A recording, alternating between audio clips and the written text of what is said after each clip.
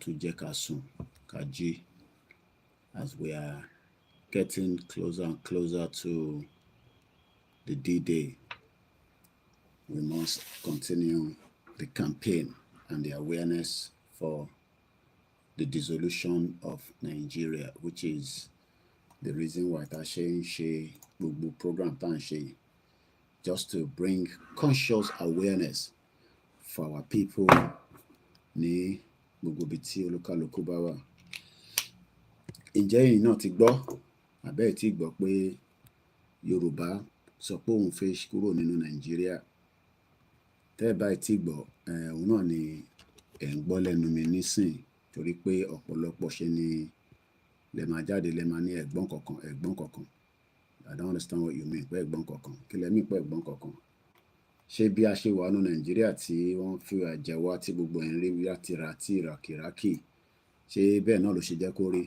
So ẹ jẹ́ ká get together, ká push so that kí àwa tí a wà labroad kó má jẹ́ pé àwa nìkan là ń take responsibility ẹ̀yin tí ẹ wà nílé, nígbà tí Nàìjíríà ní nǹkan tó ní láti fi take care wa. But apparently Nàìjíríà ò ṣe bẹ́ẹ̀, torí pé wọ́n design Nàìjíríà gẹ́gẹ́ bí ìlú kan tó yẹ kó ṣiṣẹ́ fún gbogbo ọmọ ilẹ̀ Yorùbá.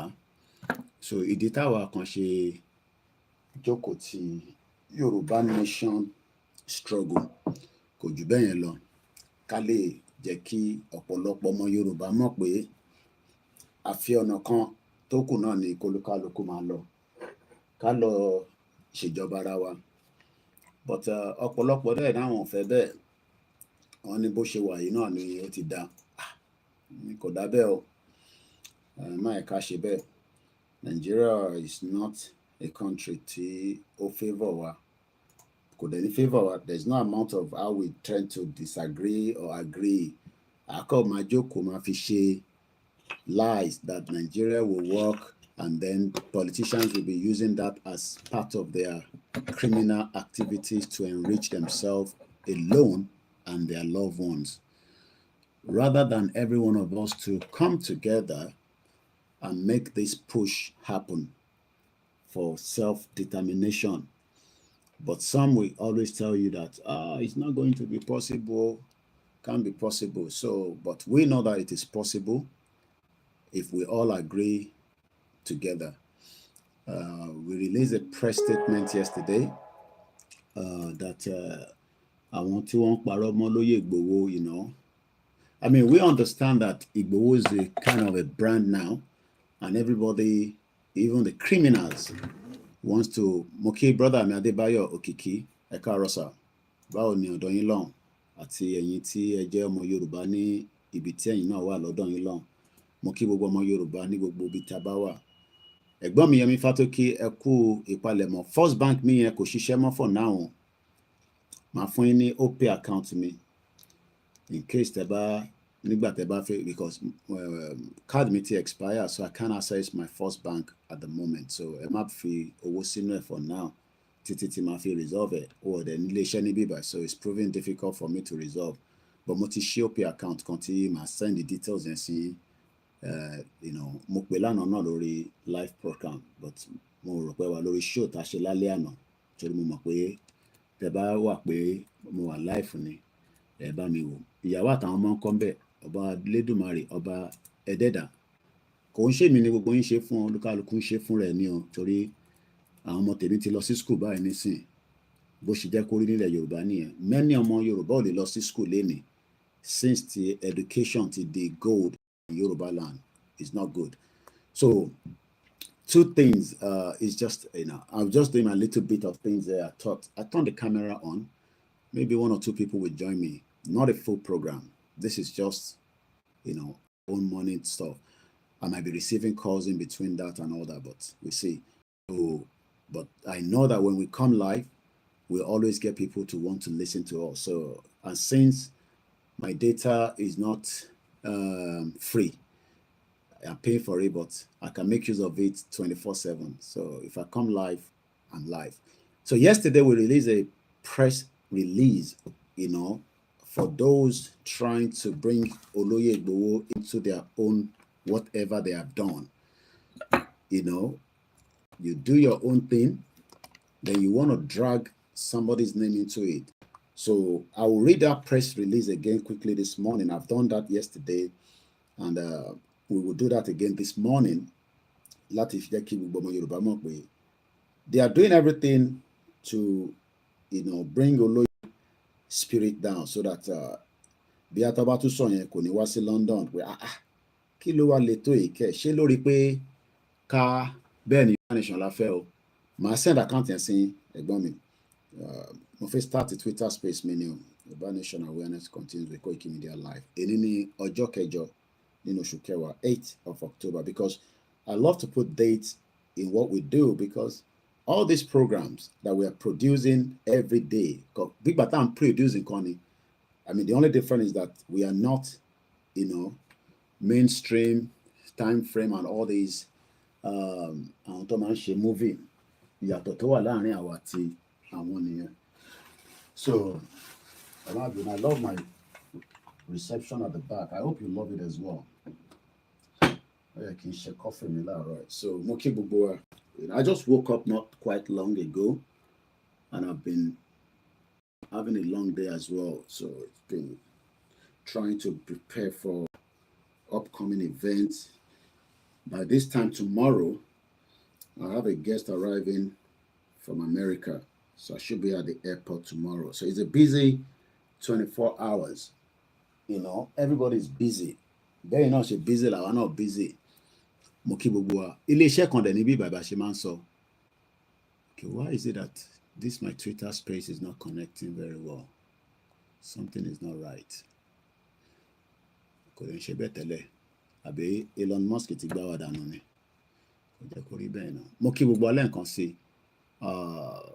Mr. Olúwatóyìn Ọlájésù ni ẹ káàárọ̀ bàbá wa Koiki. More grace on you in Jesus' name, amen. We don't hear much on Yoruba Nation.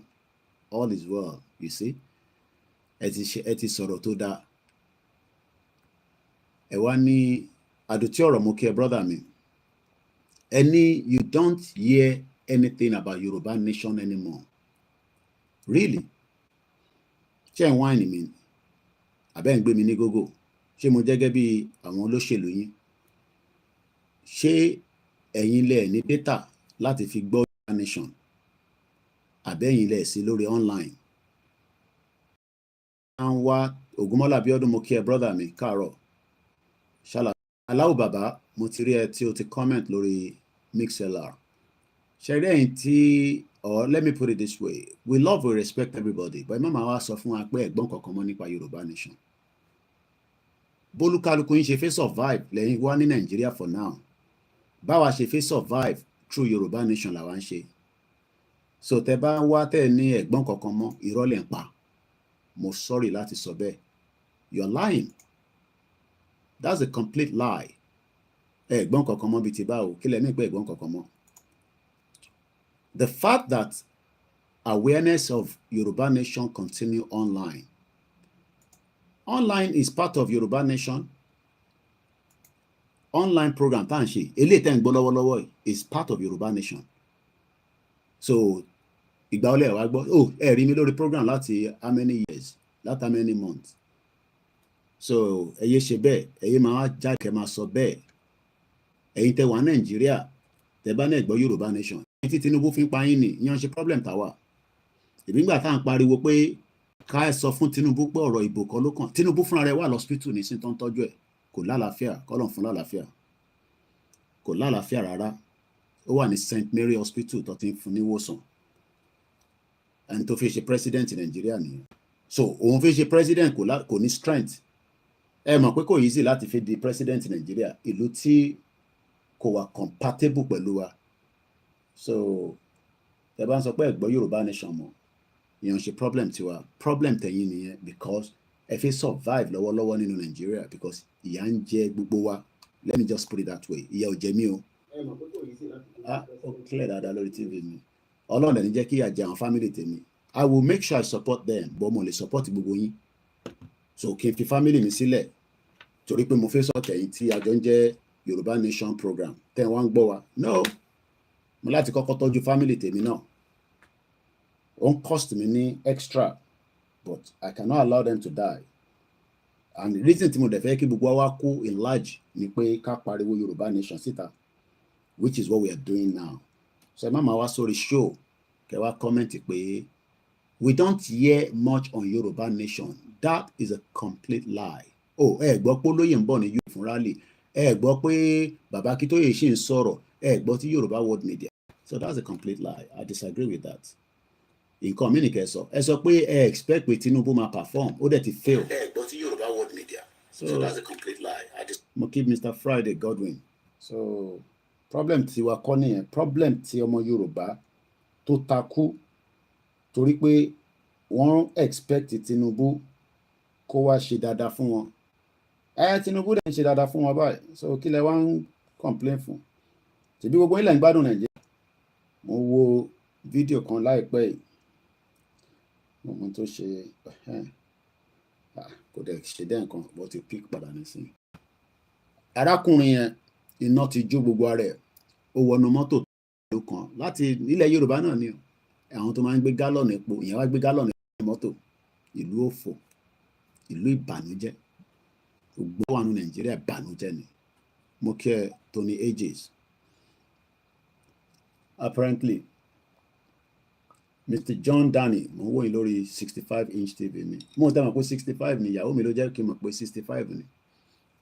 Mo kí ẹ̀ tẹ́tí darapọ̀ mọ́ wa lórí Twitter space, wọ́n ti gbórí wọlé ní méjì mẹ́ta. So nígbà tí mo wo fídíò yẹn, kò ń ṣe tuntun fáwa, kò dẹ̀ ń ṣe tuntun nílé ayé mọ́ pé Nigeria will not surprise us, but àdúrà ni pé may Nigeria not happen to you and me. Ṣé rí àwọn tó ṣì ń sọ pé Yorùbá country wo lẹ́ ń fẹ́ kìnnìkan Ọlọ́run má jẹ́ kí Nigeria happen sí yín. Torí ẹni tí Nigeria bá happen sí òun kọ́ ló máa sọ in tó ṣẹlẹ̀. Mo kí Rahim Abbas, ẹ káàárọ̀ sà. Ìyàwó Táíwò Kíkẹ́ Fásọmí, àwọn náà ní àwọn kí mi. Mo kí ìyá yẹn Nigeria, ẹ má bínú my mother, because ẹni tó bá ti bímọ ìyá ló jẹ́, ẹni tó ti bí náà Ọlọ́run á jẹ́ kẹ́ bí. Torí àwa tí a sì fi bí apọ̀, àwa bàbá àbèjì, àwa bàbá àbẹ́ta, torí èmi like ọmọ tó pọ̀, bàbá tó bí mi gan ọlọ́mọ púpọ̀ ni. Nígbà tí mo fẹ́ sọ̀rọ̀ yìí, kò ń ṣe pé mo fẹ́ fi sọ nǹkan kan ju pé ìyá wa tẹ́ ń rí tán comment lọ́wọ́lọ́wọ́ Táíwò Kíkẹ́ Fásọmí wọ̀ sínú Nàìjíríà. Qatar ni wọ́n wà, owó Qatar ò lè mú jáde níbi tí wọ́n wà tó restricted. Nàìjíríà ló pa ìbejì wọn. So kí lẹ wá ń sọ pé ẹ gbọ́ Yorùbá nation mọ́? Tẹ́ ẹ bá gbọ́ Yorùbá nation, ẹ lọ yọ ìwú tó wà létí yín kẹ́ fi gbọ́ Yorùbá nation, because Tinubu ò ní kankan tó fẹ́ offer anybody, born bastard ni, kò ní kankan. Ó kàn máa parọ́. Àwọn Fúlàní dẹ̀ ti rẹ́pọ̀n ẹ̀, òun fúnra rẹ̀ gan wà lọ́sítítù nísìnyí tán tọ́jú ẹ̀, tán fún níwòsàn. Torí in tó gbé dání kò ń ṣe tó lè ní àṣeyọrí lórí ẹ̀.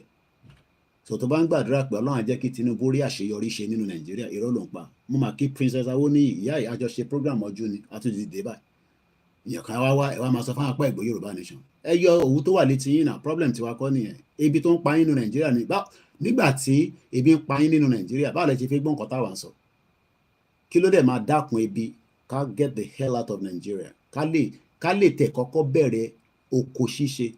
Máa wọ́n dà táwọn kan bá náà wọ́n ṣe farm ní Nàìjíríà. Báwo lẹ ṣe fi ṣe farm nínú system tí kò ṣiṣẹ́? Mo kí bàbá mi Sulaiman Yusuf, ẹ ṣé gan-an, kọ́ bẹ́lẹ́dùmarè bá ń dúró tì yín. Mo kí Princess Awoniyi, àwọn ìyá yẹn ti gbáradì fún Saturday àti Sunday àti kìíní kọ́lọ̀ mú ọjọ́rú ní Friday. 28 people mo sọ lánàá ló ti ra tíkẹ́ẹ̀tì wa lórí platform yìí, lórí ìkànnì. Ọ̀pọ̀lọpọ̀ yín ẹni mo fi gbógun wá ní 3 years ago. Ogun ebi ló fi pa gbogbo yín báyìí. Ogun ebi. Mr. Samson Ọ̀yáwọlé, mo kí yín. Àwọn bàbá yẹn bí ṣe ń wo post wọn nísìn, wọ́n ti ṣiṣẹ́, wọ́n dẹ̀ ṣe ń ṣiṣẹ́. Ọ̀rọ̀ omi tí bàbá yìí mọ̀ nípa ẹ̀, bàbá mi Samson tí mo ń dárúkọ ẹ̀, wọ́n ṣì BBC láàárọ̀ ẹ̀.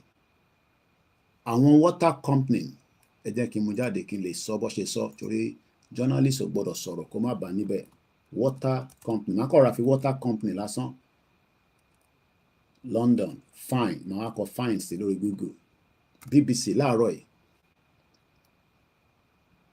off what àwọn olóńpè bẹ́ẹ̀ ìlú tó bá ti ní ṣiṣẹ́ kò ní ṣiṣẹ́ ẹ lè force Nàìjíríà kò ṣiṣẹ́ criminal country ni kò ń ṣe pé àwọn èèyàn ò lè ṣe kó ṣiṣẹ́ but wọ́n ò fẹ́ jẹ́ kó ṣiṣẹ́ ilé ìṣọ́ rẹ̀ lọ máa ṣàdúrà ọ̀rọ̀ àdúrà kan ló wà ń bẹ̀ wọ́n ń pe àwọn kan ní off what ní UK ní bíbá Oscar Freddy Whiskey Alpha Tango off what kí làwọn yẹn wà fún iṣẹ́ wo ló wà fún èmi ò ní title lẹ́ni mo kàn ń ṣe kí n lọ ṣe tí mi bọ̀ máa play audio kan nísìn tí màá lọ fi ṣe omi gbóná. Off what is the Water Service Regulation Authority. Gbogbo nǹkan gbọ́dọ̀ ní ètò gbọ́dọ̀ wà nínú ìlú tí kò dẹ̀ gbọ́dọ̀ compromise because tó bá ti compromise látòkè bí orí Tinubu ti compromise torí gbogbo tó ṣe pátá tó fi gbé Buhari wá tóun náà fi débẹ̀ fake ni Abiodun Monday kò ní bàjẹ́ fún láíláí fake so inú yẹn ni wọ́n ti wá ń wá pé kí àṣeyọrí jáde níbẹ̀ bẹ́ẹ̀ ni ìyá mi ní well done this is the second show this morning a ṣe parí program kan ní 3 o'clock but ẹni tó bá lọ́mọ nílé wàá máa sùn díẹ̀díẹ̀ ni nígbà táwọn ọmọ bá fẹ́ lọ sí school bó tẹ̀ gbé wọn lọ sí school ò ní dìde irú bàbá wo wá nìyẹn irú ìyá wo mo dúpẹ́ fáwa tí a ṣe ń retí náà adébáwa láyọ̀ gbogbo ẹni ojú Ọlọ́run pé òun náà fi bímọ láyé kọ́lọ́n jẹ́ kí ọmọ débẹ̀ kò ń ṣe irú ti Nàìjíríà tíyàn fi ọmọ 5 months lọ fi gba Android phone ó dẹ̀ expect pé ìlú nìyẹn ṣé tó àbátẹ̀ sọ fún pé kò sí Yorùbá nation tẹ́yìn wọn máa jáde níṣẹ́ àgbọ̀ Yorùbá ṣẹ́yìn ò gbọ́pọ̀ ọmọ kan ní Abẹ́òkúta ó mú ọmọ 5 months ó gbé lọ bá wọn pé kọ́ fóun ní Android wọ́n ní òníwàwò mọ́ oníkílò fẹ́ fi ṣe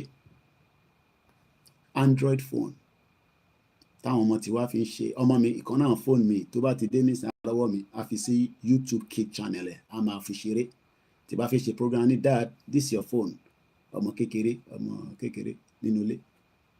A ní ìlú tó bá ti ní ṣiṣẹ́ kò ní ṣiṣẹ́ off what was set up mo ń sọ̀rọ̀ yìí torí pé mo fẹ́ kí bàbá mi tí a jọ wà lórí ètò Jusmark Àjàgbé mo kí ẹ tó ń pè ní bàbá mi Samson Ọ̀yáwọlé mo fẹ́ kẹ́ farabalẹ̀ tó mọ̀ pé ẹ mọ̀ nípa ọ̀rọ̀ omi ẹ farabalẹ̀ orí BBC ni mo ti gbọ́ information tí mo fẹ́ mú wọlé kákọ̀ wá fi wo ti ọ̀dọ̀ tiwa náà lọ́hùn a ní water corporation Nàìjíríà bí do you agree with me and the phone line is open ẹ bá fi dá sí anytime but studio number mo kí bàbá wa Tèmítọ́pẹ́ Michael Offward bí ṣe sọ àwọn ni wọ́n jẹ́ bí water service regulation a ní kò ní da fún Nàìjíríà born bastard country ní ìlú òfò kí ló ń regulate wa nínú Nàìjíríà ìwọ tó fẹ́ support Nàìjíríà bàbá mi Abiodun Monday ní tòótọ́ ní Koiki ìmọ́lẹ̀ Yorùbá mo gbàgbé ẹ̀ àwọn náà ń gbáradì fún bẹ́ẹ̀dẹ̀ olóyè Ìgbòho nílé bó ṣe jẹ́ kí gbogbo yín náà ṣe nìyẹn kò ń ṣe pé kẹ́ máa sọ pé àwọn ló fi ṣe bẹ́ẹ̀dẹ̀ fún olóyè ní kí ní kàn yín owó yín la fi lò ní tí owó yín ní ṣèbí diaspora ló fi náwó kí diaspora kówó wọn wá kẹ́ máa lọ fi mú pẹpẹ súùpù diaspora náà fi gbádùn afẹ́rí olóyè èmi púpọ̀ ní ti rí olóyè rè even kó bá tẹ̀ ń rí látọ̀ nǹkan pé you don see Ìgbòho àwọn diaspora tó ń náwó wọ́n ò fojú kan lóyè rí báyìí don't you understand what it means? Bàbá mi Tony Aegis ni don't you know that during Baba Awolowo we have water corporation which was working well because services tí wọ́n bá fún yín authority kan gbọ́dọ̀ dìde láti challenge wọn. Adé kò ní da fún Nàìjíríà born bastard country ìlú òṣì tí Britain create fún wa. Farabalẹ̀ kó gbọ́ ilé yóò sọ̀rọ̀ jà kò sẹ́ni kankan tó ń bára wọn jà àbá Tinubu jà a kò sọ pé do the needful pé wọn ká máa lọ ká lè lọ kọ́kọ́ dì pẹ̀lú ọ̀rọ̀ omi mímu omi òfò tẹ́ ń mu nínú Nàìjíríà pure water lórí burúkú táwọn oríṣiríṣi ọmọ Yorùbá àtàwọn ọmọ Ìgbò tó ń ṣe fẹ́kẹ̀ tó ń pa yín dànù kọ́lẹ́rà water corporation wọ́n pè wọ́n ní OFWAT nílùú yìí èmi mọ̀ tẹ́ ń pè nílùú òṣì Nàìjíríà yìí. The Water Service Regulation Authority, or known as OFWAT, is the body responsible for the economic regulation of the privatized water and sewage industry in England and Wales. Kò ń ṣe ti Scotland ọ̀dẹ̀ ìwọ tó rí òpè. Wọ́n sọ pé England, Wales, so UK rò pé àwọn gbọ́n àwọn kó mẹ́rin dání. But water corporation yìí kò wà bí tí ṣe ń sọ yìí àwọn kọ́ ló wà effective ní ti Scotland. Níbi tí Máyégún wà Máyégún ṣàmọ́ Máyégún general mú létí boko mean anything kò rẹ̀ yàn mí kì í má dárúkọ ẹ̀ ọmọ Yorùbá ṣe ni. Lánàá mo sọ fún yín ìyàwó mi máa ń wo program ẹ̀ lánàá mo jókòó mo gbogbo analysis tó ń ṣe bó tó bá jáde olóyè èké máa jáde fún máa gbàsí fún bẹ́ẹ̀ ni ẹ̀ tó bẹ́ẹ̀ ni mo sọ Kóìkì ló ń sọ̀rọ̀ kò sẹ́ni tí bá bẹ́ẹ̀ tó bẹ́ẹ̀ tẹ́ máa sọ̀rọ̀ sólóyè tí mo ní jáde fún yín tán èèyàn mi àwọn iṣẹ́ obìnrin ló máa ṣe wòtúwòtúwòtúwòtú mo ìyàwó máa ń wo ọ̀tọ̀ mo kàn jókòó báyìí mo ń gbọ́ gbogbo tó ń sọ lánàá but at the end of the day program tiẹ̀ ó yàtọ̀ sí táwa gbé dání òun ò confam pé òun fẹ́ Yorùbá nation bó òun fi Yorùbá nation jẹun èmi ṣe Yorùbá nation mo dẹ̀ gbọ́dọ̀ fi jẹun bẹ́ẹ̀ ni kí n má fi bọ́ yàwó àtọmọ orí òpè kí ni máa fi bọ́ wọn ṣé kí n lọ máa ṣe odù ní UK kí lọ máa fa gbùrù kí gbùrù lè fa gbó àbí n tó ń dúró dè nìyẹn ṣé o mọ̀ pé ibi tíyàn bá ti ń ṣe nìyẹn pump bastard èèyàn máa lè à ń sọ foundation kan tó ń kò ń ṣe foundation but 1989 dá Water Service Regulation Authority ní UK èmi ò tí ì dúró ní 1989 but wọ́n ti bí mi sáyé èmi wá sílùú yẹn wọ́n wá make sure pé omi tó ń wọnú ilé mi o Kóìkì omi tó máa mú o àìsàn gbọ́dọ̀ ṣe nínú omi yẹn torí táìsàn bá ṣe regulatory body kan wà tó máa wà responsible fún ta gbọ́dọ̀ mú ó responsible ọmọ tó ń pè ní sewage ìgbẹ́ nǹkan ìtọ̀ tó ń lọ máa ṣàlàyé ní tó fi ṣẹlẹ̀ fún ẹ torí púpọ̀ nínú yín tẹ wà Nàìjíríà àmọ́ tí Yorùbá nation mi no ok Yorùbá nation máa fún yín ní good water service ok ṣe etí òdùn ẹ ṣùgbọ́n tí mò ń sọ mo kí bàbá mi gbàdà mọ́ sí ẹ kàn máa rò pé tá a bá jókòó sí bíbá Yorùbá forget about Fúlàní tó wà nígbó omi tẹ́ ẹ mu omi yẹn wọ́n fẹ́ gbà lọ́wọ́ wa tán fi pè ní Ruga waterways ẹ ti gbàgbé ní rántí mọ́ ẹni tó jẹ́ mínísítà fún commissioner not minister commissioner ní Lagos state Lagos yín ẹ̀yin ọmọ Lagos àyàmì Lagos yẹn ọmọ Fúlàní ni àti ṣe program yẹn rí some years back commissioner omi àfi tí Sanwó-Olú olórí burúkú àwọn olòṣì gọ́vnà yín àfi tó bá ṣe yọ nísìn ọmọ Fúlàní ni wọ́n fi gbomi lọ́wọ́ wa àmọ́já dúró lórí eléyìí náà ní 1989 ni wọ́n dá water corporation yìí sílẹ̀ bẹ́ẹ̀ ni mọ́lẹ̀ Yorùbá October 10, 11 and 12 ó ń lòdì lọ́wọ́ àwọn kan máa ṣe ayẹyẹ àwọn èmi ò láìkí máa pè wọ́n lá àwa máa pè wọ́n ní ṣé orí nílùú yìí our sensitive about ẹni tó bá ní disability o kò lè lẹ́nu gbàlà kó sọ pé afọ́jú ni ọ̀dẹ̀ nìyẹn ó ṣe máa sọ pé afọ́jú nìyẹn orí ò pé bomb bastard David Blunkett ó ní physical challenge he was the home secretary nílùú yìí ajá ló máa fi ń gbé rẹ̀ káàkiri ó dẹ̀ ní personal guide but ajá ẹ̀ gangan ó dájú ní ẹmọ Nàìjíríà lọ ó ń gbádùn jọmọ Nàìjíríà lọ David Blunkett ló ń pè àwọn tó gbé ní UK èmi bá nílùú yìí nígbà tí èmi dé ní 1998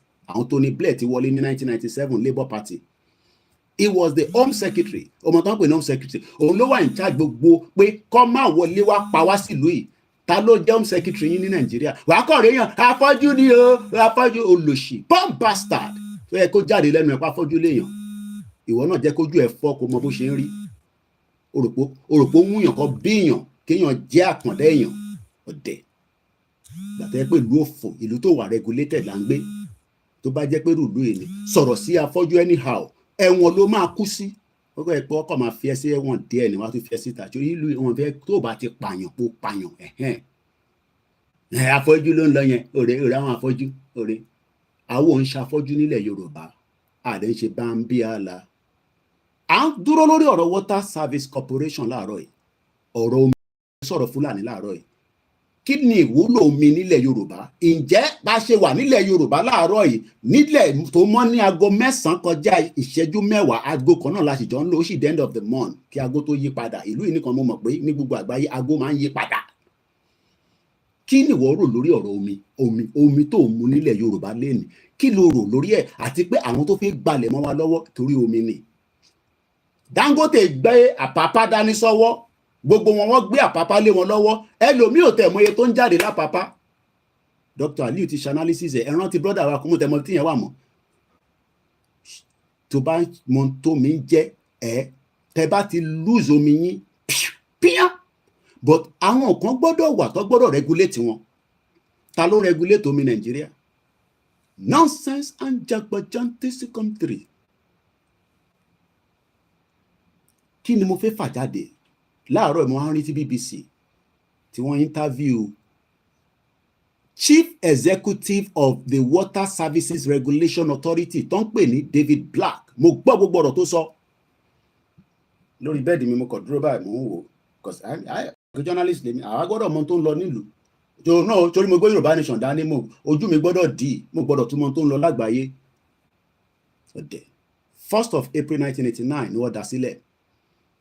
Wọ́n wá fáìnì àwọn olè, àwọn olórí burúkú, àwọn olómi tìlú yìí tó fi ṣèkà fún wa. Ẹ̀yin fẹ́ ṣèkà faraàlú. Upward, ẹ ti mọ̀ mí nínú upward nísìnyí. As today, ìyẹn ní 6th of August 2024, proposed that 3 water companies, ilé-iṣẹ́ omi mẹ́ta nílùú yìí, will be fined a total of 168 million. Tó bá jẹ́ Nàìjíríà ni, àti 168 million àti gbogbo ẹ̀ nígbọ́n kankan mọ́. Ní Nàìjíríà, tó bá jẹ́ pé Nàìjíríà ni wọ́n ti fine ilé-iṣẹ́ omi mẹ́ta pé a fine yín fún àwọn nǹkan tí ẹ ṣe ìbàjẹ́ lé lórí. Àtẹni tó fine o, àti water corporation o, àti bọ́dì yẹn, olórí burúkú ni gbogbo wọn, wọ́n máa fi kówó jẹ ni. Nígbọ́n kankan mọ́, irú ìlú lẹ́yìn fẹ́ káwa jókòó sí, lóyá come back to Nigeria. Ṣé mo lè ní kó bá mi fine water corporation pé omi tó jẹ́ kó wọnú ilé mi ní Òṣòdì tí mò ń gbé, ìgbẹ́ gbanú ẹ̀ kọjá. Mo ṣí tap, mo wá rí ìgbẹ́. Ẹ má bínú ẹ̀yin tẹ́ ń jẹ breakfast. Wọ́n sì mi jọ́ kan tí mo ṣe program kan, wọ́n ní àwọn kan ń jẹun lọ́wọ́ báyìí nígbà táwọn dẹ̀ máa gbọ́ ìgbẹ́ mo kàn ń dárúkọ kí n máa sọ ìgbẹ́ yẹn pé just reason mo kí ẹ brother mi, bàbá mi wà rí jìnnà dún ni no 24/7 water. What else to offer that chaos? What else will move on in location 419? Location confusion. Mo kí ẹ just reason. Àwọn máa wá jókòó sí bíbáyìí.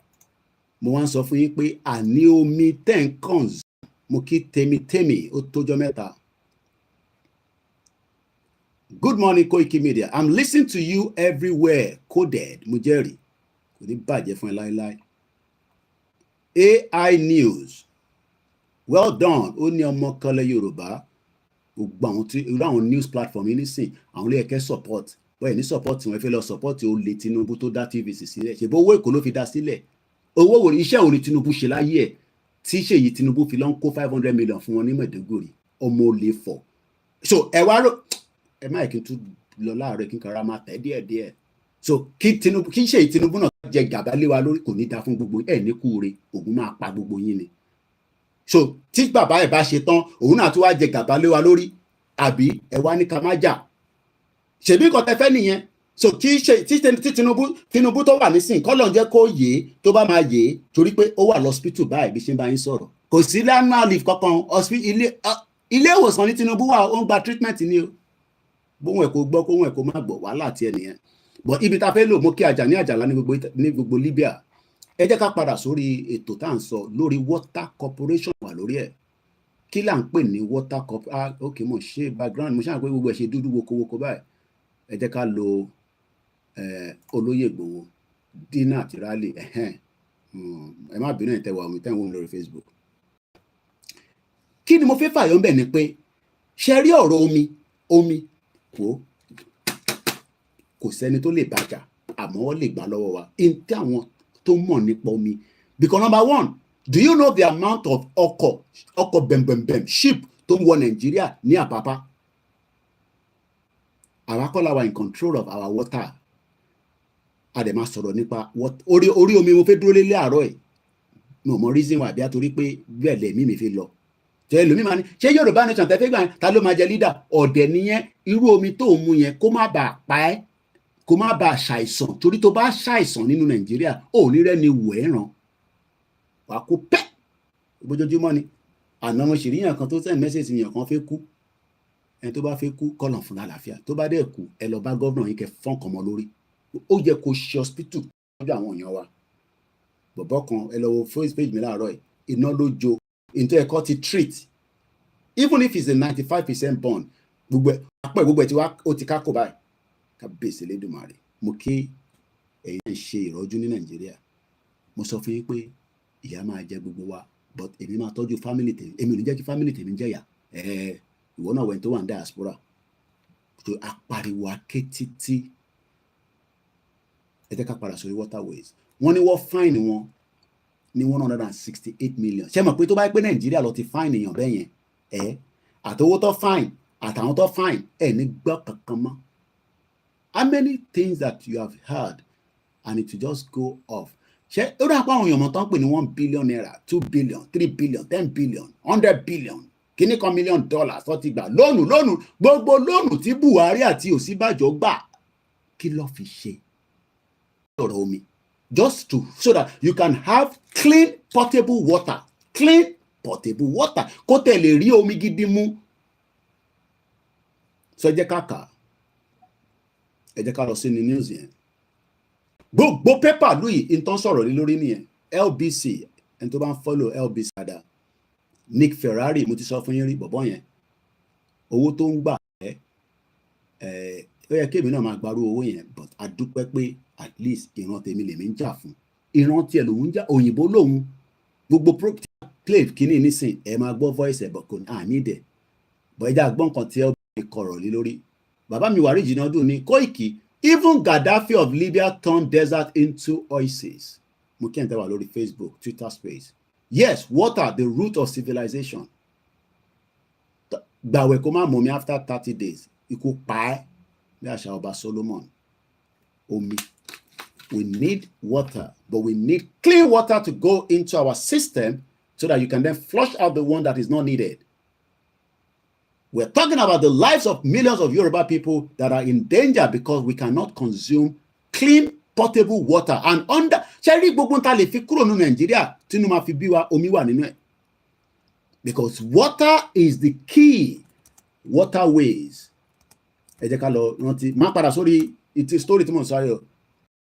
Nigeria has 10,000 kilometers of inland waterways. These waterways contains rivers, creeks, lagoons, and lakes, and intra-coastal water, which source is the two main rivers, Niger and Benue, both of which form a confluence at Lokoja in Kogi State. You lose your waterways to anybody. People balowo yin wahala. If your waterways goes to the southeast and they're in control, you're in problem. If it goes to the north, you're in problem. It's not even talking about going to Fulani or the agenda of the West to make sure that we do not have access to our water. So British wants to control the water. Italy wants to control the water. Can we control the waterways in UK? We own these things, but because we have stupid, bomb bastard, olori buruku politicians that are selfish, that knows that the water belongs to the Yoruba people, they've sold us out. And nobody is upset about that. Oh, let's try and fix Nigeria. You cannot fix what cannot be fixable. That is the end of it. Baba mi Gbadamosini, I saw the video yesterday. I have to run away from the program. The man body was peeled. Eshegoni, I want to the video here. You will sunkún fún abiyamọ. Ìjókòó sí bíbá máa ní kíní kan ẹwà máa ní olú ẹ̀ ń bínú. And we have ó jẹ́ kí palace not ó jẹ́ kí governor yẹn kò jẹ́ kó máa sunú state mọ́. Èmi ọmọ state tí bọ̀bọ̀ yẹn ti wá, but stupid coward Yoruba people, coward and fearful, àti bẹ̀rù jù, ìbẹ̀rù yẹn dẹ̀ ló ń pa yín lẹ́yìn kankan. We are too scared. Somebody put petrol in the back of the vehicle. The vehicle exploded. And just something that would have solved the problem. Baba and we were to kako by anything. Julia, you know go better for you. You know go better for you. Say British don't want to control your water. British created the flipping Nigeria in 1914 fraudulent amalgamation. British is the cause of what is going on in Africa. You're crazy to come and tell me on my platform that British don't control our waterways. They created the fraudulent country called Nigeria in 1914 amalgamation when they came in the 18th century. And 42 years after that, they created a monster that is creating problem on Yoruba land and the other part of Nigeria. Don't come and tell me nonsense on my platform. British is not controlling. Stop blaming British. We will blame British for the problem that created in Africa, mostly Nigeria. They have been responsible for it, and it is time that we will kill that empire. We will bring it down. We are already on it by the conscious awareness. What do you mean? What do you know about our history? That you come and tell me, hey, British don't want to control your water. Brits don't own your waterway. You're an idiot to come tell me that on my platform. They created the problem that we're all facing today in Nigeria. Because we are not Nigerians. We were Yoruba before the British came in and the monarchy system. Have you ever heard of that before? British don't control your water. How do you know that? Idiot all over the place. You see why we need to make sure that we educate all these idiots. Because some of them don't know they don't know fuckery. English platform here. They know no fuckery about what they've done. Church of England was part of the slave trade, using slave to promote and enrich themselves. Church of England, I've done the program before. Come and tell me as well that Church of England did not enrich themselves using slave trade. Idiot all over the place. Bomb bastards. So let's go back to the LBC.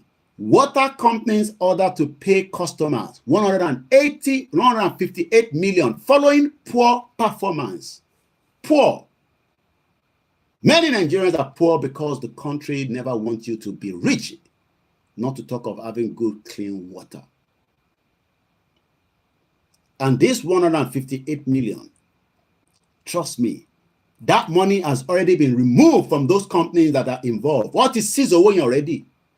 Because that money, what about fuel yen, shanty one kojoshi, pay what that pada from customers. And when the customers, I don't know whether I will be part of that customers, but many customers would have to be paid from that money.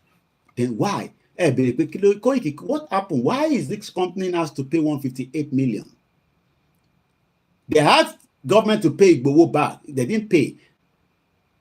Many money to a cost of individuals. They won't pay you.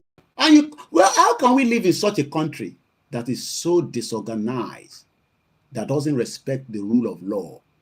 Tinubu wa face sorted. So Tinubu is the president and the Yoruba man. We must not call him to conscience. Koni dafen ati Tinubu. Bomb bastard. No military regime lawa. We are in democracy and we have the right to call President Bola Tinubu anytime because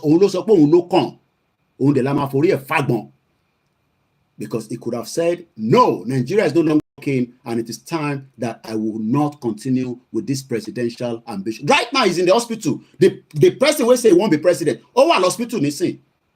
He need that stress for his life at his age, even though we know he's using a fake age. Idiot all over the place.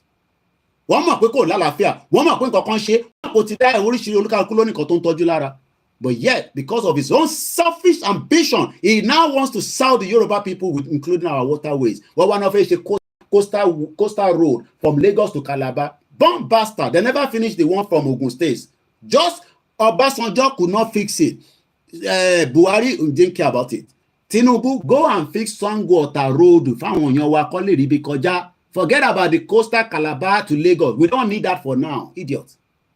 Right now, he's in the hospital looking, like a baby wine. And they're protecting him so that nobody has any image of him. He's been secured properly, as against the last time he came that we all saw his video. If you see any video of Tinubu this time around, you'll be lucky. You will be lucky. So let's continue. The news this morning is that the water companies, not one, are now being ordered by the regulatory services, which Nigeria does not have and will never have. Because that is the reason why it is not a country. Because a country must respect the citizens, and there must be regulatory bodies. Not that they don't have bodies in Nigeria, but they are all corrupt. They are all criminals all over the place. 1 hour in the programming. I won't spend all my time here because I have to do other things. About to joke about it. So we have 40 minutes already into the program. So let's try and push a little bit further. Water companies will be forced to pay a £157.6 million sterling penalty after missing key target on pollution, leaks, and supply interruption in Kometa. Pollution, leaks, supply interruption. Let's put that into Nigeria perspective. Pollution of people's life have gone for a very long time, for 64 years of fake independence, for over 110 years. Mukinda Dalano Bishop Lori program, but I didn't open the cat. Mokonika dúpẹ́ fún yín. Ẹ jẹ́ ká parí Yorùbá Nation rally tán. Tí a bá wá ṣe tán, àwa kí Bishop olúkálùkù ló máa ní role tó máa play. Leaks. Ṣé kò sí leaks nílẹ̀ Yorùbá lẹ́ni? Kò sí leaks ni wọ́n pa yín. Kò sí leaks ní economy òṣìṣẹ́. Supply interruption.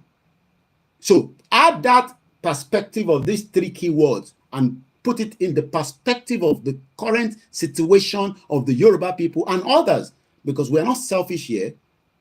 We are humanitarian people. So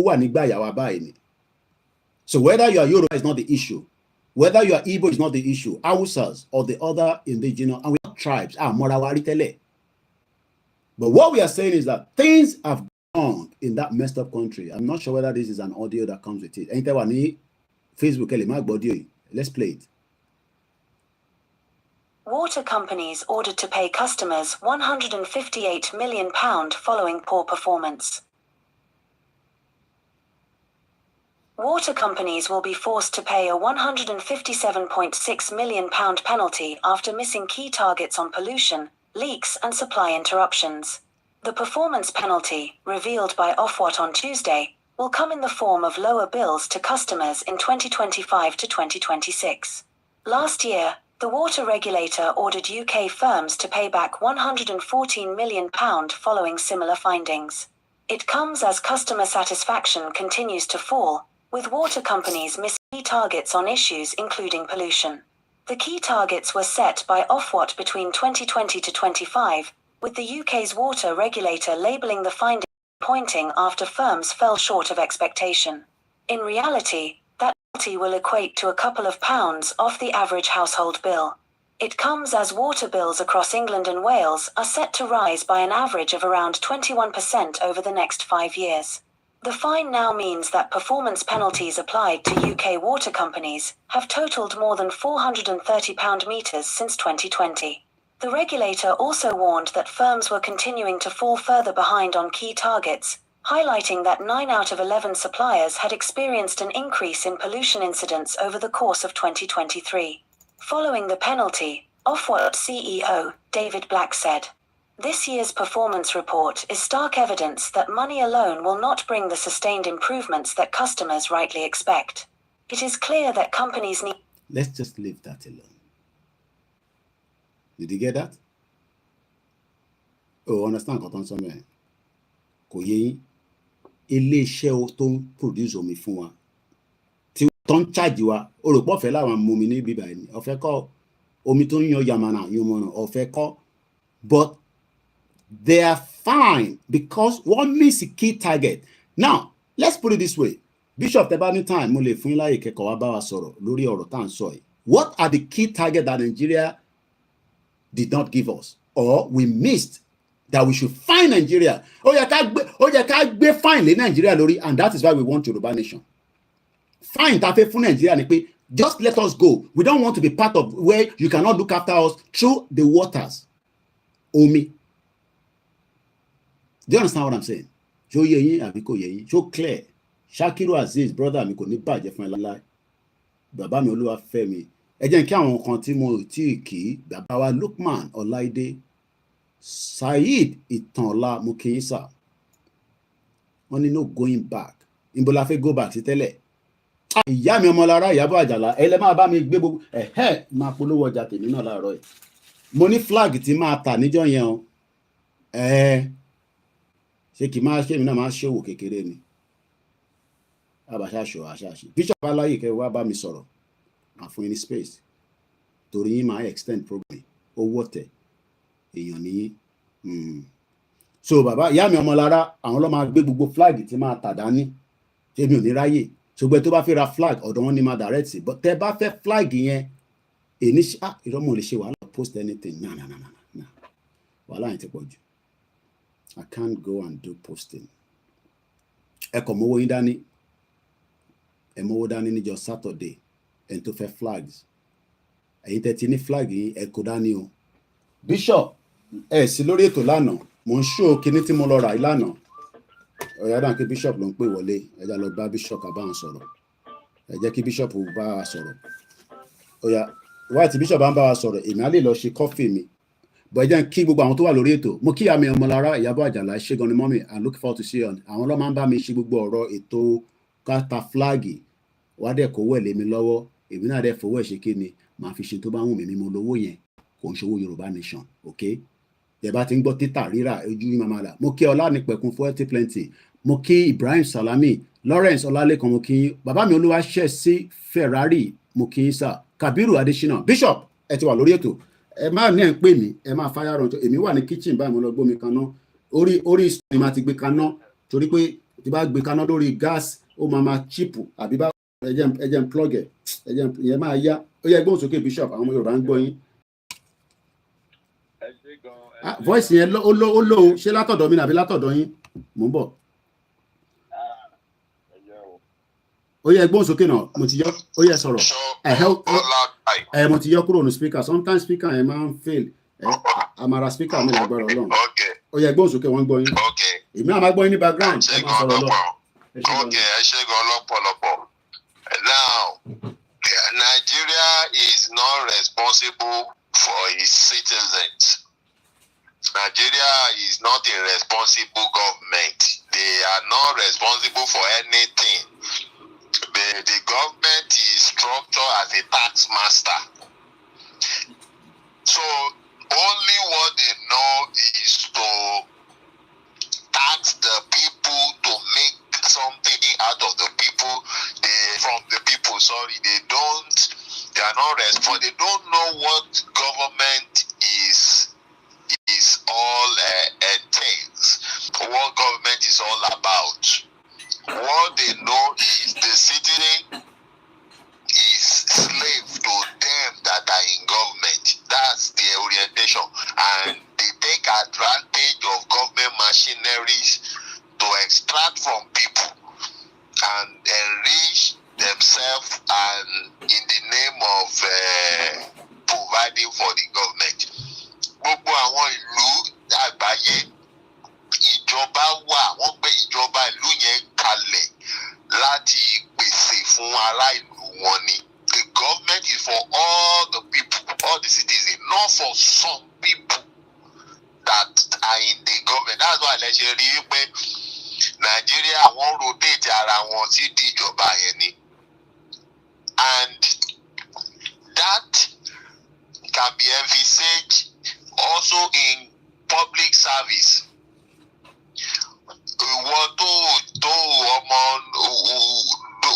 knows nobody cannot just any big service come by. Tó jẹ́ pé ọmọ tí tó jẹ́ pé wọn ò mọ̀ rí cannot just apply to any public service kí wọ́n gbà. So àwọn ará wọn àwọn in Nigeria wà fún. Now talking about water, recently now Lagos State government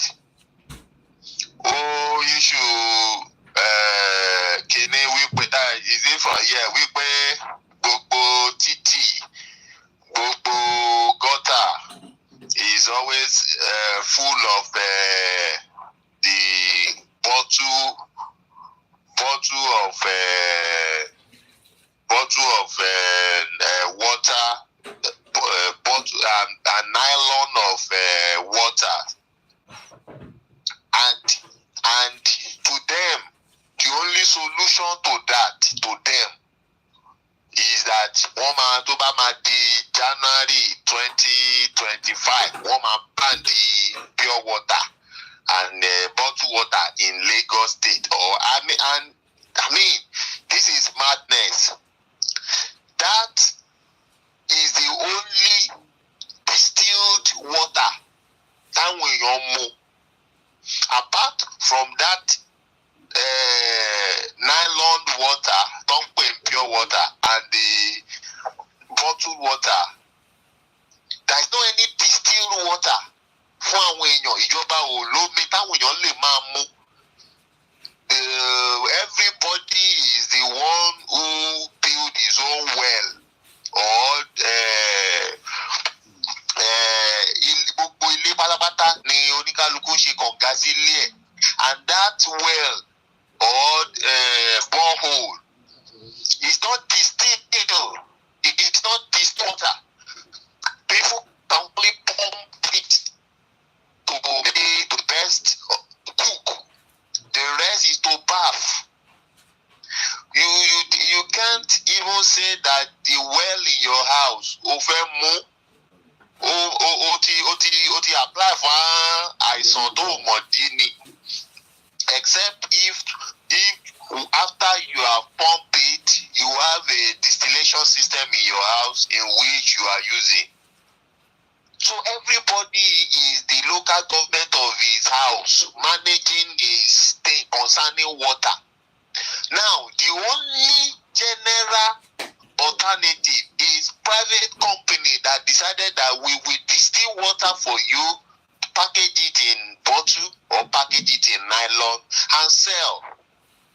Now, because they are having issue of sanitation, nylon on the road, nylon on the street, then they don't know the next solution. The next solution is that they will ban the water or ban the bottled distilled water. So that shows bí orí àwọn tó ń ṣèjọba ní Nàìjíríà bórí wọ́n ṣe kú. They see business, they call it problem. They see a lot of opportunities, they call it problem. In different countries of the world, they create recycling companies. Companies that picks up all those nylon, plastic, used and everything and recycle it. That is a job on its own for all the youths or people, not only youth, adults that are saying that they have no job and they are now doing money ritual up and down. And the politicians, waiting for the politicians to give them money for dirty assignment. Recycling companies and all those materials, rubbers, plastic, nylon are turned into a rubber product use. One few share, one few share a lot of rubber product. One to few plastic bottle to me. A lot big companies. So even if the Lagos State government or Nigerian government did not have any money to invest into recycling companies like that, they don't need to spend one kobo. What they just need is visit Japan, visit China, visit any country, Europe, that have such an technical know-how and investment in it. Discuss with them in partnership how they can come and build that in your land. You will give them enabling environment. You will give them land. You will provide for them. Nígbàtí Nigeria ò tiẹ̀ ní electricity, ṣọ́ ní constant electricity. How would they think? So bí government Nigeria ṣe wà paralyzed, bẹ́ẹ̀ ni ọpọlọ àwọn tó ń ṣàdarí Nigeria náà paralyzed. So you see the way they make decisions. institutions like Gorifi Bello, Gorifi for they have nothing to think further. They are not productive, and they are just there for their self-benefit as well. How will a country continue like that? Depriving the citizen of all social rights and indigenous heritage, denying all of them, attributing all the benefit to whosoever is in public office. That is not a government. That is not a government. Bishop, let me help you. I was listening carefully while I was preparing my small little meal, which is just tea and bread with butter. I think you are eating as well because you were talking about the recycling company, and to be honest with you, when I heard it, I'm thinking to myself, Bishop, because the recycling that you talked about was mentioned, this morning as well on the BBC News, and Toba followed the BBC Breakfast this morning. They were actually talking about, the recycling, and there's a lot of money involved as well. But I'll let you to go ahead, Bishop, while I'm still, preparing to have my small little meal. Egbon's okay, Bishop. Yeah, sharing any God did not create everything in its final state. Gbogbo tọ́lọ́run dá, ó fi àyè sílẹ̀ fún ẹ̀dá tó máa gbélé ayé láti tún máa tún wọn dá. Because there is evolution, progression, and nothing is in constant. Wípé òpin kìíní ìlélẹ̀. No, tó bá ti lè jẹ́ pé ènìyàn wà ń bẹ̀, ilé ayé ìdẹ̀ ni. Àtúndá máa wà ń bẹ̀. There will be progression, there will be an increase. Ṣebí iṣu lágbè, a ṣe tó fi iṣu ìgúnyán.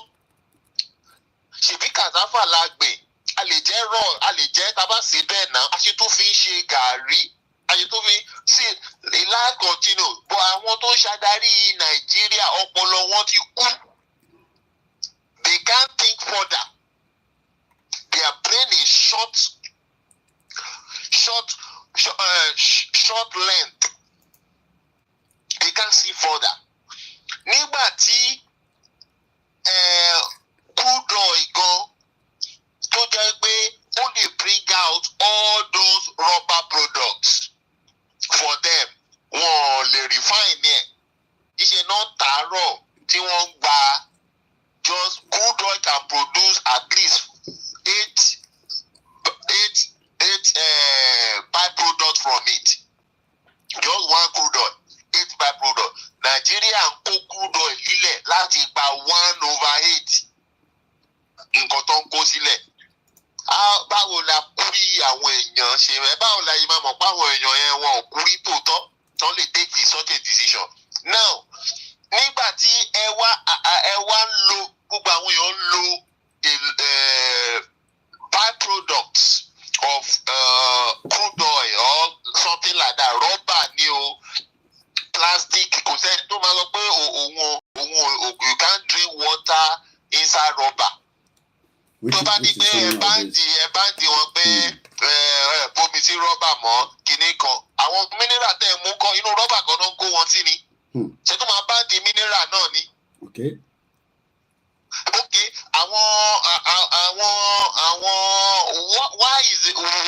what about àwọn oògùn tá à ń lò tó jẹ́ pé inú rọ́bà náà kó wọn sí? So if you say that you are binding water in a nylon, you are binding water in rubber because you can't think further. You don't know what to do. You don't know that there is more to life than that. And your control initiate yẹn. Nígbà tí ẹ dẹ̀ ti ń lò bẹ́ẹ̀ yẹn, 31 challenges. That challenge is a business. That challenges that you are seeing is a business. So what are you supposed to do as a government to create enabling environment and policies and institutions to address that problem? You have created job for some people. Not to banish and something. So in a country that they know what they are doing, that is the decision they took. They create recycling companies. because they brought back anything crude oil is not waste.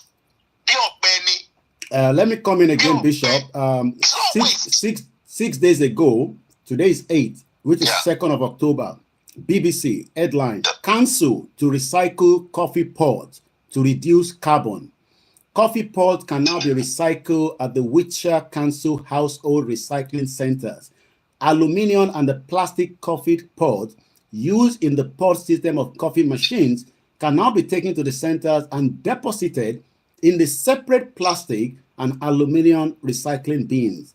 They have to be collected separately as they are recycled at the different facilities. Councillor Dominic Moons said these innovations aligns with our pledge to help the country become carbon neutral, which is a key priority for us. Recycling service pod back. We shared the pod to remove the coffee. Then the plastic and the aluminium are used to create a new product, including packaging car components, and building product. The coffee grounds will be treated by anaerobic digestion to create a renewable energy and soil improver. Mr. Mons, cabinet member for Waste and Environment, said it is great that residents will now be able to use their coffee machines happy in the knowledge a used pod can be recycled into a new product and renewable energy. Podback Executive Director Ricky Edley added, "We want to make the coffee pod recycling as easy as possible, and the new service enables residents to drop off pods when convenient alongside other recyclable and helps to reduce waste recycling." That is just 2 days ago on the BBC. Many more like that. Devon reuse centers reached 10,000 ton milestone. This is another headline yesterday. Again, reuse centers have now reached 10,000 ton milestone. About 1 million items originally discarded at the recycling centers in Devon have been repurposed and reused, bosses have said. Devon County Council, Tobani Council, equivalent to your local government, okay, say that there were 18 reuse shops in Devon, 19 recycling centers, and they sold reconditioned items, which include furniture, television, bicycles, and the gardening equipment, books, and tools.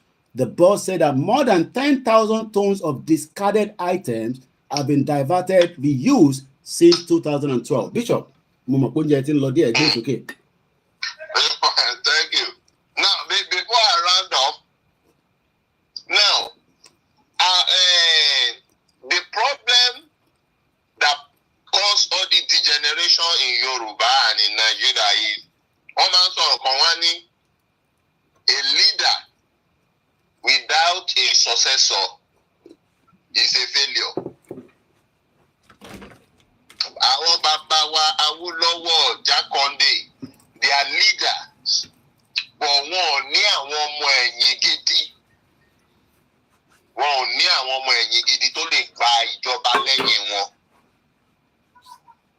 So it makes what they labored an orientation that they had effortless, filter. Tẹ́ bá dé Oshodi in Lagos. Láti ìgbà Jákàndé, wọ́n build the recycling bin kan síbẹ̀ is a company owned by Lagos State. It's a recycling center. The structure is still there. Láti ìgbà yẹn, ó dà pé wọ́n náà operate láti ìgbà yẹn, but after that the government is up from there and during the military, it was shut down. When democracy came back, it was just there. Side àwọn ilẹ̀ tó tún wà mẹ́, wọ́n ti ta díẹ̀ fún company. Wọ́n kò lè ta recycling company building yẹn gangan ni. So the only person to revisit ibẹ̀ yẹn is Babatunde Raji Fashola. He's the one that visit that place and rebuild it. Ó wá tún tó ń ṣe mo rò pé ó ní plan wípé they need now to buy equipment, recycling machine and everything into that place so that one a man low. But after Raji Fashola left, that place was locked and useless again till now. Unbelievable. And that is the only recycling company owned by Lagos State government in Lagos State. And in fact, in entire Nigeria, because they have no idea what is recycling. They don't. You can imagine a government sitting down and say that because plastic is seen on the road, nylon is seen on the road, they will ban a product. It shows how short-sighted these people are. Tomati wa nínú AC nínú ọ́fíìsì yẹn ọpọlọ wọn máa ń dì. They can't think further because they are in combustion with a lot of pleasure. Government is not for that. Thank you very much. Eshigoni Bishop, that was a good one, and thank you so much. Well, I need 1 hour lack of issue, and I'm going to be bringing the program to an end exactly 1 hour 6 minutes. Let me quickly shout out to look, we like to always give a shout out to you all because we are not robots. So Tabandaru Karawa, we just want to appreciate, and we want the people that listen to this now and the future to say, what Daruko Urukoi, they can trace it back because some of you, your parent, your family knows your username on YouTube and they will say, these are my generation. So let me give shout out first to Peter Pan for also joining us this morning. Says a quote, fighting to wake the people up is the hardest battle in the world, especially people like Nigerians that hate the truth and change. Thank you so much. Mr. Ademola Tai will say good morning and well done for the good job. Triple DRS, I will meet you on Friday. Eni Akupalemo. Again, let me appreciate 28 of our followers helped us to raise the money towards the ticket, because by buying the ticket, you have helped this upcoming event, which is the dinner. So this platform, Koikimedia, we sold 28 tickets. Everybody was given 1 table each to go and sell with 10 people on it. I could not have done this without every one of you. Extra hours. I'm serious. I'm still getting calls up to this morning, and I'm saying, if you truly want to be there, I would just say, close your eyes and say, Koiki, £100, but that was the call that came in this morning. Just buy it. There's still a bit of room. But from Thursday, there might not be any more. I know we are all busy people. I've checked the parking for the hotel, but the surroundings I've not checked. But from what I'm told by those that have used the venue before, say the surrounding is free. But I have a price for the parking in the hotel. It's not anything that will run us out of our pocket, like Barolong. So 28 people. One of them was a VIP. He paid a little bit more. Not for anything. So 28 here. I don't want anybody's names to show, but all these will be part of my book in the future. So also, let me appreciate all the committees. Mosola no money o mu alokan jura wa lo lórí nǹkan tó ń bọ̀ ní kíní, but gbogbo wa la wà involved. I will not bail the cat yet, but we were grateful for Bishop Additional after the event of Saturday at a price tag. I will leave it like that. I'm aware of what he wants to do, and it has already been confirmed.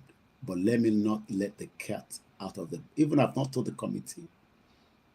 It will be part of another surprise. There's another surprise that I'm just praying if all goes as planned. Not Tinubu. Tinubu, I expect. We're not expecting Tinubu at the venue. This person should be flying out of a country in not Europe, but somewhere within US and Canada. Eba mi gbàdúrà pé kí n gbọ́ èsì dáadáa látọ̀dọ̀ wọn. Mo pè wọ́n lánàá. Wọ́n ní by today the latest Wednesday they will know. Please pray in Isheshe, Yoruba, Allah, Jesus. Another very important icon. Hopefully. So else on that. Now, before we wrap up the program, because I gotta go now, let me say thank you. Thank you, Yoruba. Tí ẹ gbà pé lóòótọ́ wọ́n fìyà omi jẹ wá.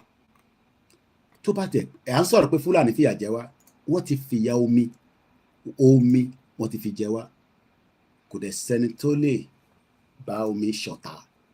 Àwa la lómi ilẹ̀ Yorùbá, ó dẹ̀ gbọ́dọ̀ padà sí wa lọ́wọ́ lágbára àwọn tó láyé tó lọ́run. So that is all from that. Mo kí gbogbo yín o. You might be asking where I get my strength from. I just don't know. I don't know myself. But let me appreciate every one of us. I will definitely be out, but I'm testing a lot of the equipment that came through, trying to get them going. And it's a big task on its own, because a lot of things have come through that we're trying to put together for the day. You know, a lot of work. I'm testing a lot of gadgets, you know, too many gadget there, see how to make sure that we have the nice images, pictures, you know. And to be volunteer for any at least Saturday. If you have the time to say Koiki on Friday, but I'll just be there with you if you need my service to help me out. So that I to my love for washing. Taking a picture or ya for me, ya. Because okay, and we want, you know, especially if I'm toasting, you know, venue, we want them to see things clearly. And this has cost me £1,000 in the last 4 weeks. Buying stuff that I would probably not have worried about. You know. So today, our little kit came through. It's a little kit, but it has very important significance. Hold here and enjoy around. She fell around, you know, you have your table, but you just say, Koiki, look, I'm here. I can help you. I need help that day. Abi, you will have picture with Igbo on that day. Am I worried? Igbo will be there. Any picture, personal picture. Phone memory deleted there. Come on, the big battle bani Koiki ba mi ya picture pẹ̀lú Igbo tí mama ní kò sí space mọ́. So Mubewa. So there's a lot of things. So this was what we asked for donation. I think about 3 people reach out. I really do what to send message similar Roy. Below video about King Solomon. I've not watched it. I don't know what is inside. So this kit we paid for arrived. In Tabaso Nibiba. Kò ṣe mi mo ní gbogbo eléyìí fún ṣẹ́ wa náà ni, because ilé iṣẹ́ yìí nísìn àti sọ pé Yorùbá nation ló ní. And that's why I've not taken advert. Àwọn èèyàn bẹ̀ mí gan fún advert, and I said no, I'm not. I'm not talking about your advert. Èmi ò ṣe advert àjàṣe pokípokì ẹ wá rà ògùn tẹ máa fi bára yín sùn. I have good clients, and some of them don't want to associate what I'm doing right now. And I say, okay, fine. I'll probably lose about £50,000 a year because I am an activist. And to be an activist, I'm on cross orúkọ. Certain events, mo apply for pé mo fẹ́ lọ, one rejected, and I know why. So, but I don't worry about that. So my organization is facing a lot of difficulties with things that we should be doing normally. Normally, to bá jẹ́ pé mo ṣe Yorùbá nation, that I have done in the past, and I did not have any problem with them. But because they now know where I stand, òyìnbó mọ̀ pé mo fẹ́ jẹ́ kí Nàìjíríà pín, so could they expect kí Nàìjíríà pín because ibẹ̀ lòun ti ń jẹ. Èmi dẹ̀ sọ pé irọ́ àníjọ gbà fúnra wa. Ìkan tí wàá accuse mi láàárọ̀ ẹ̀. Tẹ́ bá follow program mi, tẹ́ bá rewind ẹ̀, ó pè rẹ̀ ní Juliet, ó ní British kan ló ń control mi wa, orí ẹ̀ ò pè. So mo dúpẹ́ lọ gbogbo yín o. So these are the little things. So I need to connect all these things together. You know, I'm waiting for my Ethernet. I hope the postman will come. If not, we'll have to go see pound shop buy anything. Because we use Wi-Fi in the house. Ethernet. So these things is Ethernet. What said one Ethernet cable. So it's another camera. So all these things we're putting together. So lano so I have a very limited hour to play with because I'm about today. Hey, Dad, what's this? And I don't want to touch anything. These are expensive products. So mo kí gbogbo wa pé ẹ̀yin lẹ ràn léṣẹ́ yìí lọ́wọ́ o. In tí BBC ń lò ju eléyìí lọ, Koiki ẹrù ló gbé dání ìmọ̀ tèmi náà bá rí ilé tí mo fi ń ṣe shoot movie music film ṣùgbọ́n ọ̀yà ẹ̀mọ̀ ọ̀dẹ̀ yìí máa ń ṣe tẹ̀ bá ń ṣe the video music ọ̀yà dance ọ̀yà táwọn ọmọ ẹ bá ti ń jó ẹ máa ń gbé kámẹ́rà sí ìdí wọn. So this is a Panasonic. In tí BBC ń lò ju eléyìí lọ. Mo lọ sí Tottenham Court Road níjọ́ Sunday gbogbo ilẹ̀ rí mi. Mo dé ṣọ́ọ̀pù kan. Èmi gan àyà mi já nígbà tó gbé kámẹ́rà yẹn jáde camcorder tí mo bèrè pé lónìí ẹ máa kí n surprise yẹn níbí bá mo ní mò ń bọ̀ mo ní nice èmi náà yà sàn ìbò mo jáde Dennis mo kí àwọn GR1 so ẹ ràn wá lọ́wọ́ ẹ support platform yìí. This platform is not going nowhere. Yorùbá nation la máa dúró tán. Mo sọ fún àwọn tó bá mi ṣiṣẹ́. I told them they have the room to do other things, but they back cross the line. You have the right to go. It's painful, but it is what it is. Ilé-iṣẹ́ tó bá believe in, pé nǹkan tó gbé dání. Àwọn kan náà won't believe, they've gone. Àwọn kan dẹ̀ dúró, àmújàsí. So we are here for everybody, and we'll be here for Yoruba people. Like I said, Baba Kitoye yesterday sent something through DHL. Very important letter that will be delivered to the UK government. Moki Baba Kitoye at 89. Baba yẹn ṣiṣẹ́. Mo wá kí àwọn staff wọn tó wà lábẹ́ wọn náà. Mo kí Wàlátà lórí ẹbí. Mo kí brother mi Shakiru. We're going home very soon. Bofe Boko. The end of Nigeria is getting closer. How soon is what everybody wants to know. But it is sitting on a Obasanjo gan sọ pé Nigeria is sitting on a keg of time bomb. It can explode anytime. But we have to prepare. Kó tó lọ explode. Explode. Tá bá lọ prepare. We need to have something ready. By the time the country goes down, we will all our way out. So in Tembo, ni Friday. When somebody called me this morning and said, "You're me parking and all that," I said, "Look, I promise that I will go around there, but it's just like any other event. The ban law, worst it to parking. Even if you have to park 10, 15 minutes away out of the venue. I understand, so I call it park 20 minutes away, 15, and then walk in. But looking into the hotel itself, which I did not do in the past, charge from parking parking. See what they confirm. I went to their website, and this is the details I pull out just from a motobo. So I went to Hilton, and it's not a bad one. It's not as bad as anything that 30 sorry. Tẹ́ bá fẹ́ lọ wo Davido ní Wembley, ẹ máa sanwó parking. Tí Burna Boy bá fẹ́ wá play ní O2, ẹ sanwó parking. And I'm sure you know all that. Mo kí Mr. Shaku.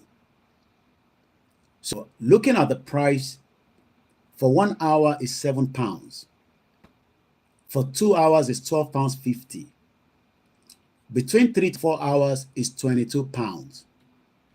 Between 5 to 6 is £27. Let's now work out how long do you think you will spend with us on Friday and Igboho? Because I'm looking forward to see many of you. I'm not begging. No matter how busy I am, tap my shoulder and say, Koiki, YouTube. I will take a picture of selfie straight away.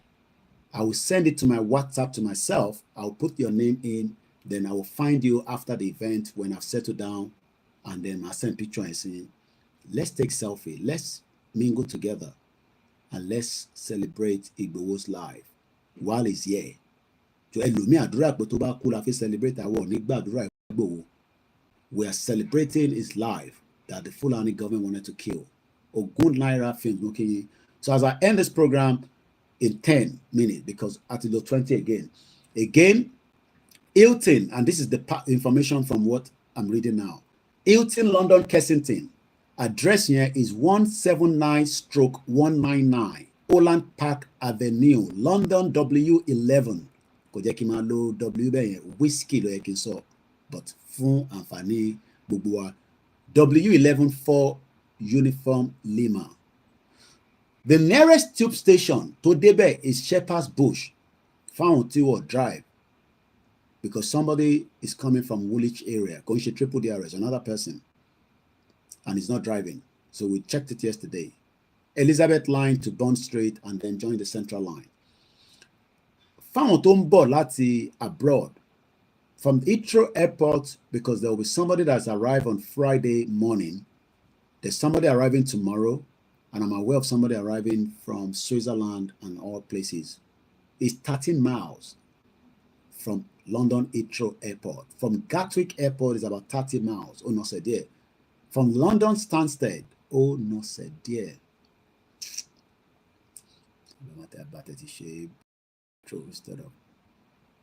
I'm just thinking something else. They might be noticing me. From London Stansted Airport, 45 miles. So from Battersea Park, 3.3, blah, blah, blah. So it's a good location, and we all have a good time. Oyewole Oluwaseun Babawani, Dangote companies, Apapa Port, Tinkan Port, Lekki Deep Sea Port, Ondo Deep Sea Port, Ogun Free Trade Zone, Gold Deposit, fún yàn kan péré. Àbí tí mo kà pọ̀ nìyẹn, glasses mi ò parọ́ náà. Wọ́n ní Dangote, òun ló gbé Apapa dání sọ́wọ́, Tinkan Port, Lekki Deep Sea, Ondo Deep Sea, torí kíni? Ọmọ Fúlàní. Bó bá tẹ̀ ṣe ọmọ Málà ńkọ́?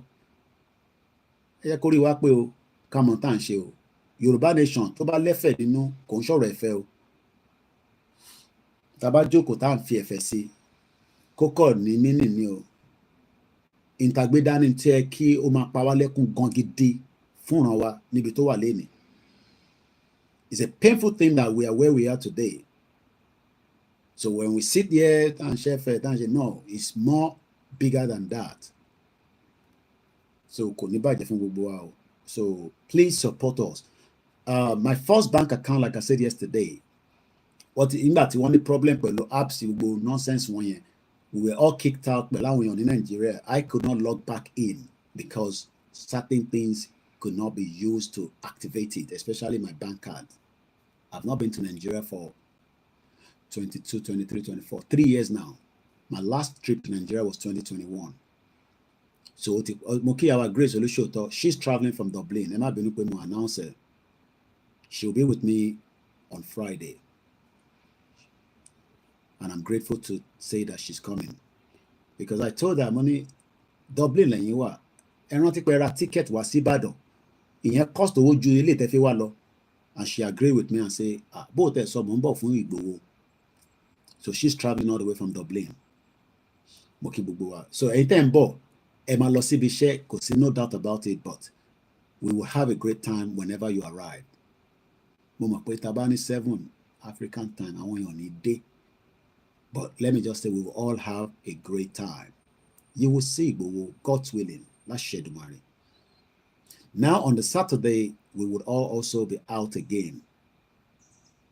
I will continue to check the weather, and I hope the weather will be clear, as good as it was last week, Saturday, so that we can have a great outing. Because already the committee are telling me I need to call the bus company. Maybe they might have to give us a different bus to money cover. I don't want any cover. I want it open roof. But if Tojoba Loro, it will be too much. But I'm back Siri sọ̀rọ̀. Siri, ẹ jẹ́ kí n béèrè lọ́wọ́ Siri. Ẹ jẹ́ kí n sáré béèrè lọ́wọ́ Siri. Kí n gbọ́ nǹkan tó máa sọ.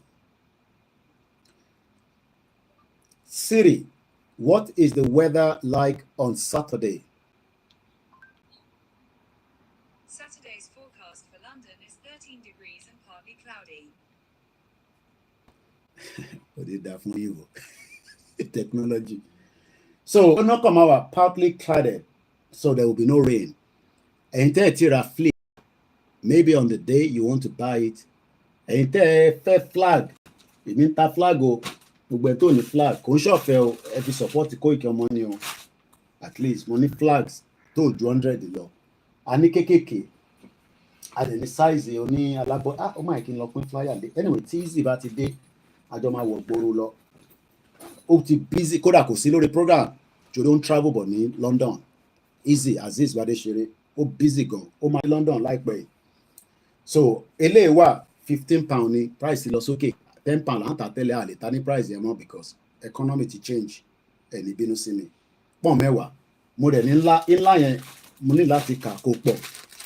Àwọn ńlá ta máa ń lò gbẹ̀ngbẹ̀mù yẹn. So ẹ support mi níjọ́ yẹn o. Ẹ jẹ́ káwa náà rí flag ta. So àwọn kéékèèké báyìí àwọn yẹn la máa tà ní £10. Ilé gan ti dọ̀tí ṣá. Láti fi ṣe washing machine. And the good thing about these flags are lè bá quality ẹ̀ ní Nàìjíríà láìláì ibo FAG ni. Àwọn kan tẹ̀ ń pè mí. Ibo láti ṣe flag. That díẹ̀ ni kò lọ bèrè lọ́wọ́ ẹ̀ bomb bastard. Tí bá ti fún ẹ níyẹn o mọ̀ pé mi gan sí nínú business mu. Má bá sọ bí tí mo ti ń ṣe flag fún ẹ. Lọ ṣe Nàìjíríà náà. Ọ̀nà ní Koiki Nàìjíríà ló ti ń ṣe flag. Lọ ṣe ní Nàìjíríà ta ló dì yín mú èèyàn máa lè. Mo kẹ́yìn diaspora tí ẹ ṣe náwó pẹtẹ nígbà flag yẹn. We are 3 minutes away and thank you so much. Like I said, it might be late like yesterday. Only my late before I come out again. I need a little bit of time to pack and do things and walk around a lot of things, test a lot of things. I'm moving with 2 laptops on the day, the machine and this other one. And I need to make sure that everything is perfected. Muki Ganiloyede, Muki brother me. Muki Mr. Ayodeji, Amukwe, Muki gbogbo àwọn leaders wa láti orí bàbá wa Akitoye tí a gbà fún, láti orí bàbá wa Igboho. Ọ̀túnba Demola is the deputy of the YSDM. Aki gbogbo àwọn tí wọ́n jẹ́ finance YSDM and also for their contribution towards this great event. Aki bàbá wa Aworo Shasha, bàbá dáadáa. Mo kí àwọn tó ní ká má máa dárúkọ àwọn wọn ní Koiki má dárúkọ mi o má dárúkọ mi rárá bọ ẹ̀yìn yín ni mo dúró sí ibi tó bá ṣe pọ̀ ibi tó náà lọ yẹn gangan lèmi náà máa tẹ̀lé débẹ̀ àti Igboho má máa rò pé wọ nìkan ni wọ́n máa náwọn ọmọ Yorùbá tẹ́ bá dẹ́yìn wọ́n máa padà lẹ́yìn jẹ́jẹ́jẹ́ ṣọ́tọ̀ gbogbo ẹnu yín. Ṣákìrù bó ṣe wà lẹ́kọ̀ọ́ yẹn nísìn àwọn kan dúró ní Koiki àti Igboho ẹ ṣáà wọ́n dúró ní ṣúkóló lórí kí mi gbọ́ Yorùbá dáadáa ní ṣúkóló ẹ̀yin politicians ní ṣúkóló bá ká tún lọ síbẹ̀ láàárọ̀ yìí ní ṣúkóló ẹ jẹ́ kájọ jókòó kájọ sọ̀rọ̀ pé a fẹ́ kúrò ní Nàìjíríà. If not ibẹ̀ yẹn ò ní gba gbogbo wa òru máa mú wa gbìí tábà dórí M1 bẹ̀ wà ní gbọ́ bẹ́ẹ̀ ni mo sọ gbogbo ẹnu mo fi sọ lórí social media bẹ̀ wà ní gbọ́ ebi kan ìlú Lebanon ti dàrú báyìí nísìnyí Israel bó ṣe ń jà kò sí flight tó ń lọ sí Israel bí tẹ́lẹ̀ mọ́ ó ti reduce ẹ̀ ó ti affect tourism wọn even though pé Israel ní agbára ìjábá dé kò sẹ́ni kankan tó máa gbádùn ẹ̀ bẹ́ẹ̀ ni mo sọ fún yín ẹ̀ ní kúure bomb bastard ooru máa mú gbogbo nínú south west ó kù díẹ̀ nìbọn ró ẹ̀ ń ṣí èrè kíyà máa jà àwọn èèyàn wa kọ́ máa wá sórí social media máa tọrọ £10 tọrọ £10 ẹ̀ náà ń ṣèjọba lé wa lórí ó kù díẹ̀ Ọlọ́run jẹ́ kí Tinubu kó yè kó lè padà lọ sílé kó rí èrè lọ pé kó lọ ṣe tó yẹ kó ṣe. Èmi ò gbàdúrà kú fún bọ̀ ẹ gbàdúrà fún Tinubu ara ẹ̀ ìyá gan ó sick gan. I will leave it like that. Yorùbá nation no going back. Iṣẹ́ wa fúnlẹ̀ wá forí ilẹ̀ ibi wá kàgbéga falẹ̀rí ìgbàgbọ́ wà ní pé bàtìbẹ́rù làbọ̀ mọ́ ká ṣiṣẹ́ kájọlá ìṣọ̀kan àtòmìnira ní kẹjẹ́ ká máa lépa ìtẹ̀síwájú fọ̀pọ̀ ire àtòhun tó dára ọmọ odò àdédé bọ̀ sípò ẹ̀tọ́ rẹ ìwọ ni ìmọ́lẹ̀ ògo adúláwọ̀. Yorùbá nation no going back. Yorùbá nation for life. Good morning. Have a blessed day.